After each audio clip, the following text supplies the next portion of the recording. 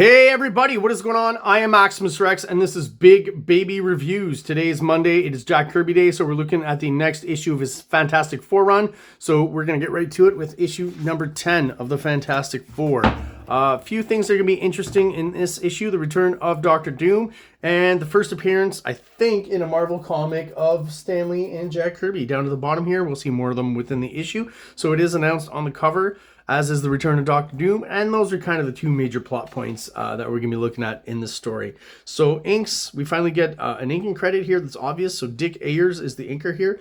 We're not yet, again, at that full-on Fantastic Four aesthetic and look that we're going to get from later issues when Joe Sinnott, I think, kind of becomes the regular inker. And, you know, the look of the series really starts to gel. The subject matter as well.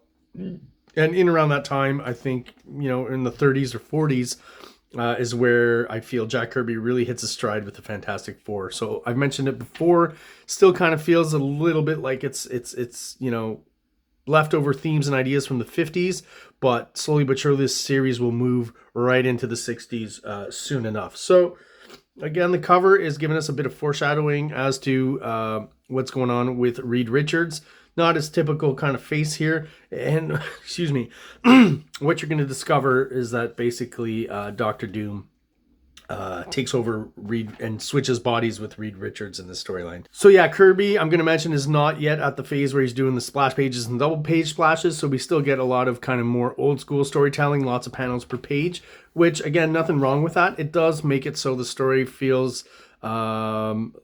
a lot is condensed into one issue, basically, and a lot of storylines. So I don't know whether that's a good or a bad thing. I will say I do find there are a lot of kind of open panels in these early stories where there's less background, and I feel like later on Kirby will do less of these, and we'll start to really fill each panel with lots of kind of evocative background and lots of kind of designy elements to his backgrounds that he's not quite doing here. Still feels kind of like your run-of-the-mill, you know, late 50s, early 60s artwork. He's not yet grown into the Jack Kirby that we know, with the squiggles and the, you know, insane foreshortening and the square fingers and stuff. Slowly but surely, though, he is moving in that direction. So here's the interesting sequence here. Where we basically, for the first time, I got to assume that Stan, I might be wrong, let me know in the comments, but I'm, you know, since Fantastic Four is the first Marvel series and we're only at issue 10, I have to assume this is maybe the first time that Jack Kirby and Stan Lee appear in the comic, and this will become a trope that we see a lot in Marvel Comics throughout the 60s and the early 70s. Obviously, he's purposefully hiding their faces for some reason, I'm not quite sure why, but yeah, so they're in the Marvel offices trying to figure out, you know, some new villain or something.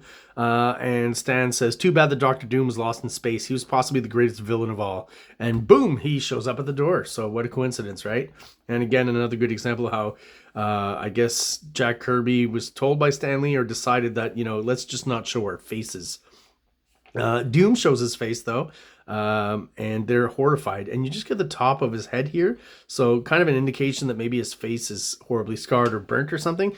And later on, I'm not exactly sure when it was revealed, if it was with Jack Kirby or later on with John Byrne, but we will eventually get to see Doom's face and just realize he's got like one little scar on his face, and he's actually a pretty handsome fellow.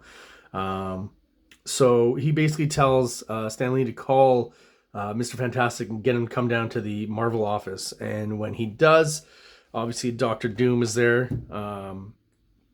to ensnare him in a trap here, brings him to his lab, teleports, I guess. Doom has a lot of powers that aren't very well known, and we kind of get a flashback as to how Doom survived being shot through space, right? So you may remember months ago, you thought you had seen the last of me as I was carried into space on a speeding meteor, but fortune was with me, Before very long, I was sighted by beings from another galaxy, of course. And then again, here's where they called themselves the Ovoids, and their science and culture were a million years ahead of our own. And yet they spoke English. So, again, these kind of characters here definitely make me, you know, give the sense to me that this is more of a kind of 50s sci-fi vibe than a 60s one. Something like, you know, I think in movies, when 2001: A Space Odyssey came around, it really changed science fiction and how space and aliens and all those things were depicted in movies really had a big influence on later on Star Wars and things like that. And we don't yet feel that here. So sci-fi is still in, in the late 50s, early 60s, I guess, kind of more for children and a little bit cheesy, right? More Lost in Space than 2001 for sure. So here, Doom and Mr. Fantastic swap bodies. So right away, Jack Kirby kind of changes, the expression or the expressions of Mr. Fantastic. And you're seeing expressions on Mr. Fantastic's face that we've never really seen before, right? You can tell all of a sudden he's kind of, very confident and maybe a bit of a jerk, right? Because he's Dr. Doom. That's the impression I get from all these faces, which are interesting. Here's what will eventually become the Kirby splash page, right? He's almost there. I've talked about it past issues where, he is drawing those big panels. This was about as far as people were used to back in the day of the size of a splash image, right? So it wasn't even the full page. And of course, the Fantastic Four are fighting Doom, but, as we know, Doom is actually Mr. Fantastic. So obviously he's trying to tell them all, but they won't listen because, he looks like Doom, and Doom is actually Mr. Fantastic once again. That evil kind of doomy face on Mr. Fantastic I think is pretty funny and fun to look at. So they banish Dr. Doom or Mr. Fantastic. They lock him up, right? Now here we get kind of a really contrived sequence. I'm not going to get into it, but basically Doom is trying to convince the rest of the Fantastic Four to let him use this reduction ray on them to shrink them, right? He claims that it's going to help them make their powers stronger as they get smaller and then bigger again. Their powers will be more powerful, I guess. Again, the story is very contrived. It's early on, so we're still getting, short one-issue stories that get wrapped up pretty quickly, kind of in the Marvel Atlas monster comic vein, right? So we're still kind of in that vibe. I'd like this shot here of Mr. Fantastic because I feel the way Kirby's rendered this facial expression, even though it's inked kind of in a more traditional old school kind of fashion, this eventually will lead to some of those, classic Jack Kirby faces and angular lines and stuff that we're going to see later on. So this is kind of the prototype of the face that he's going to use later on with his more kind of typical Kirby style that we're going to start seeing in the mid 60s, early 70s. So eventually, the Fantastic Four do figure out that Doom is Reed Richards right here. The thing is about this, that Doom, I'm going to demolish you. No, thing, you can't, you mustn't hear me. Thing, hear me. What's wrong with me? Why did I stop? Why can't I smash you? It's as though something inside of me is holding me back. It's your instinct, Ben. I knew it would save me. So he's somehow, again, very contrived, but figured out that Doom is actually Mr. Fantastic. So we get the final confrontation between all of them here, right? They now know that Reed is Dr. Doom, and they say it here. Yeah, my trick worked. I knew that the real Dr. Doom would try to save his own worthless hide while the real Mr. Fantastic would try to save the rest of us. Right? So altruism is what saved Mr. Fantastic here.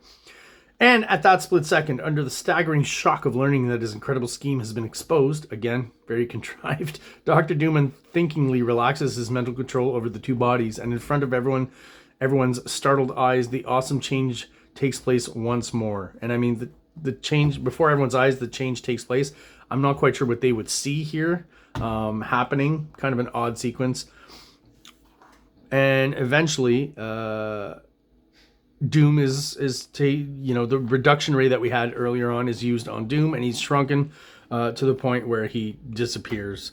And that's basically how it goes. So not one of the best Fantastic Four issues, to be honest. And kind of a quick way of getting rid of Doom. And as we know, just like before where he was sent out into space, now he's been shrunken, pretty much guaranteed that Doom is going to be coming back, right? And surprises follow surprise in our in our next great issue. More thrilling details about the origin of the FF, special pinup of Submariner, and meet the Impossible Man, who's another interesting character, again, very much inspired by 50s sci-fi, I feel. So I guess we'll talk more about that when we look at issue 11 of the Fantastic Four. The Fantastic Four pinup page, we've had a lot of these, and finally the Invisible Girl, in a pretty cool looking pinup. Again, very early 60s vibe, late 50s. We're not yet in that full Kirby squiggly aesthetic that he's going to become known for, but we're slowly getting there. and it's nice seeing the evolution of his art from, you know, slightly more realistic to what I would call more evocative and bombastic is what it'll become. So there you go, guys. That was my review of Fantastic Four number 10. If you are still watching and are subscribed to the channel, thank you so much. I appreciate you still being there.